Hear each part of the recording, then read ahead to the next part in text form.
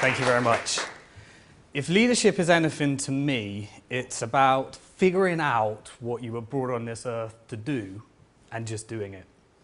I think your life leaves clues and you'll find themes in your life. And as you do more and more and more, you'll find a common theme in your life. And I found a common theme, and that was all centered around this horrific, too big to fail institution that we call a bank.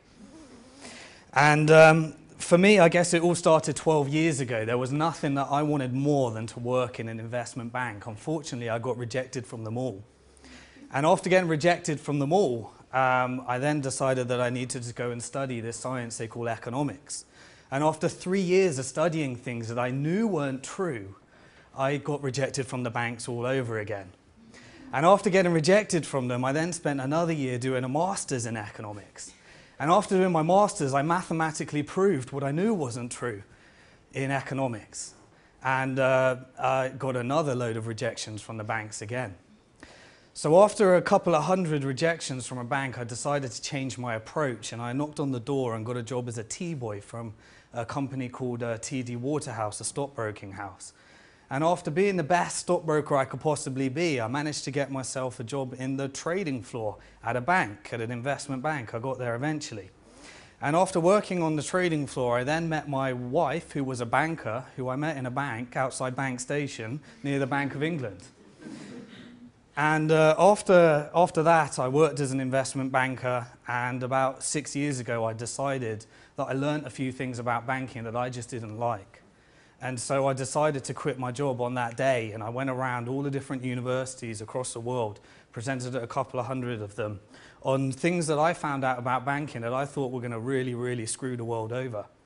And after presenting on those, I got ridiculed by economists across the world at all the different universities. And after 2007, I then got invited on TV and was asked to write books about it.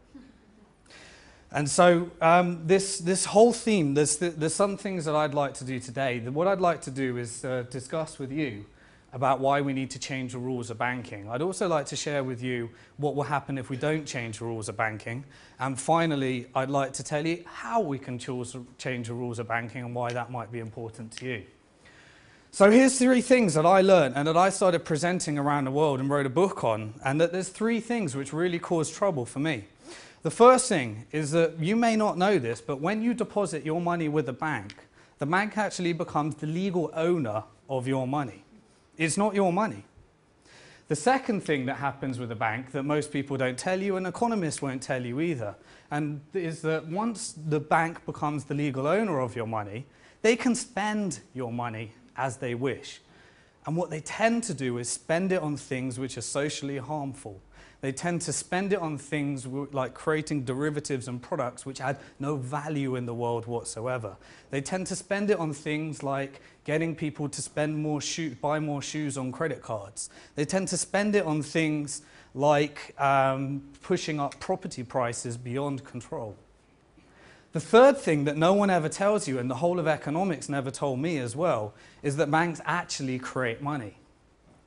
You may not know this, but when you took on your student loan, you just contributed to creating brand new money in our economy. When you go and take out a mortgage, that mortgage is not somebody else's pension. It's not somebody else's savings, even though economics still teach that at university. It's an absolute lie. They create brand new money every time you take out a new loan. It's brand new money. Banks have been given by government the license to create money. That's why we're in an economy whereby bankers dictate policy.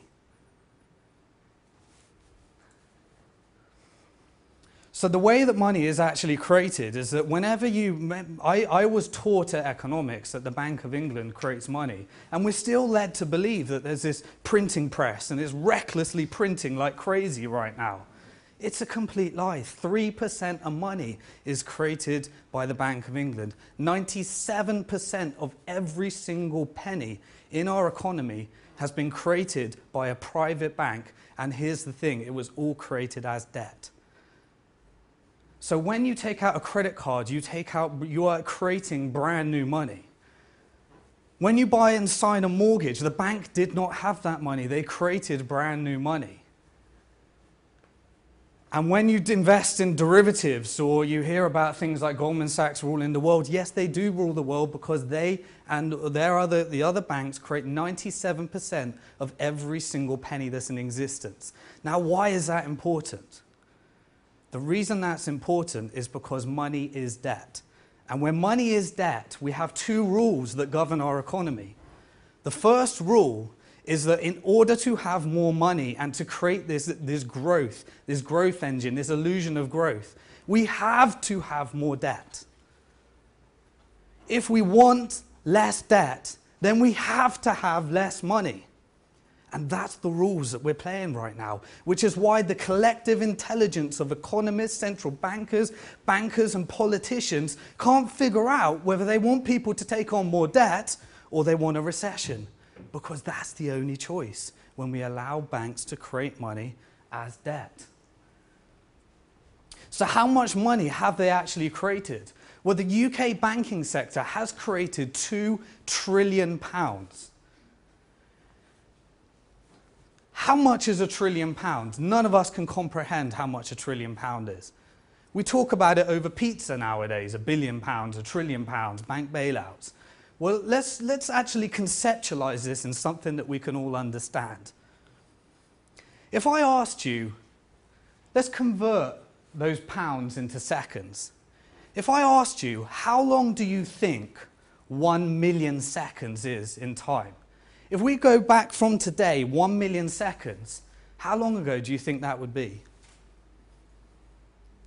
Give a guess. 4 weeks?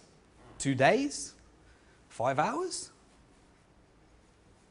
Well, it is in fact 12 days. 12 days. Now let's compare that to 1 billion. So if we know that 1 million seconds is 12 days ago, how long ago is 1 billion? If we went back 1 billion seconds from today, anybody got a guess? Go on. 8 months. 8 months? 32 years. That's the difference between 1 million and 1 billion. Now let's have a look at 1 trillion. If we went back 32 years from now, we'd be 1 billion seconds away from today. How many seconds, how far away do you think 1 trillion seconds is? Come on, you're leaders. 32,000 years before humankind. That's how big 1 trillion is. We can't conceptualize that. We have given a special subsidy to banks by giving them the ability to create money of £2 trillion. And we wonder why banks rule the world. Now, it's okay, let's say that we can conceptualize, fine, let's give the banks the ability to create money. But what do they do with that money? It's a pretty big responsibility. Well, what they do with that money, as I said, is the vast majority, 8% of that money goes towards doing anything productive like supporting small business. 8%. 92% of all of that money is used to speculate, to push property prices beyond what we can afford, and to allow people to take on further debt and buy shoes on credit cards secured by their income, because they sure as hell aren't going to do anything productive with that money. Banks were originally created in order to redistribute money to the productive economy. By productive, I mean creating something of value, a business, whatever ideas you have. But only 8% gets redistributed. By allowing banks to create money, we have created the most unequal economy in the history of time. We get redistribution from the rich to the poor. We get redistribution from everywhere else to the City of London to pay bankers bonuses. We get redistribution from developing countries to developed countries. Yes, every single penny in your bank is as a result of somebody else being burdened with debt. Because the money cannot exist unless somebody else takes on that debt. And that has stretched to the third world, to the developing world, and every penny in our bank account. Because we have outsourced and given banks a special subsidy to the tune of £2 trillion so far by allowing them to create money. And economists don't think this is worth talking about. Money is the foundation of all economic theory, yet they don't look at how money is actually created. They work off this outdated model. And all of our economists, politicians, and bankers are working off theories that don't exist. This is the biggest con in the history of mankind. Not only is it unequal, but it's completely unsustainable, because all the money goes to where the profits are greatest. So when governments are talking about redistributing money through tax, there's this massive force of 97% of the money which is being redistributed to whatever's profitable. Whatever's profitable. We can never contend with that. Not only is it unequal and unsustainable, but it's completely unstable. The reason that we have boom and bust. Economists have tried to create all sorts of crazy econometric models that make no sense to anybody. But the reality is that instability is simply this. In boom, we get everyone to take on debt. When everyone takes on debt, they spend it, the economy goes flying. Eventually, they can't afford it. When they go bankrupt, banks stop lending, the economy crashes. And that's simply because the only way to get more money into the economy is to get banks to lend more. We're never going to get out of this boom and bust cycle until we look at the very foundation of money.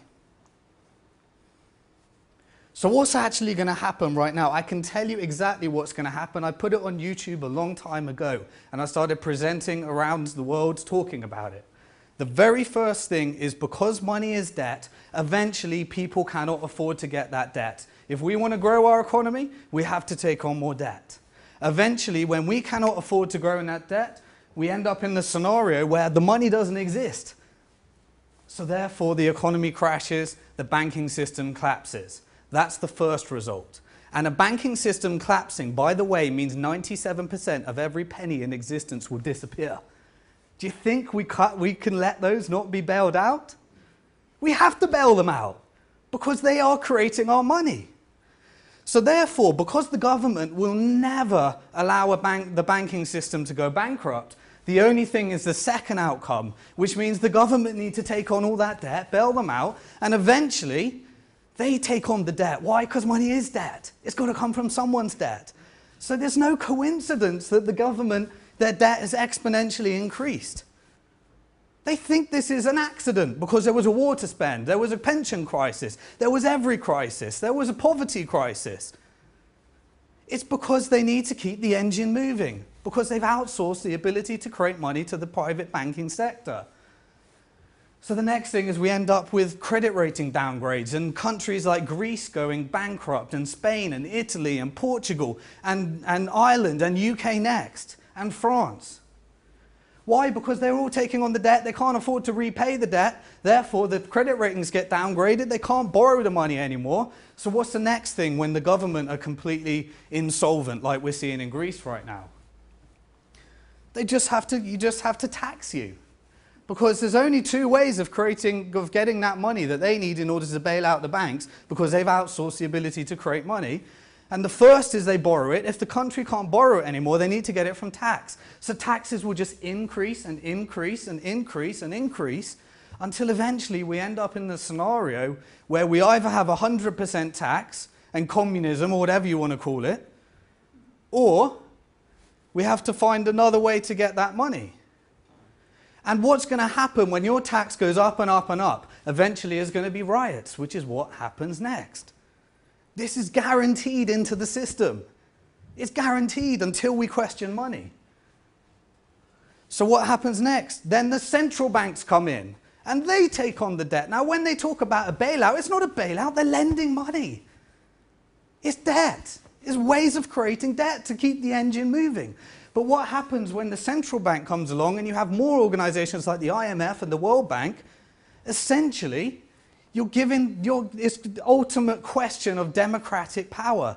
Democracy is being taken away because we're going to have rule by one big, ginormous organization. This is no conspiracy theory. This is happening.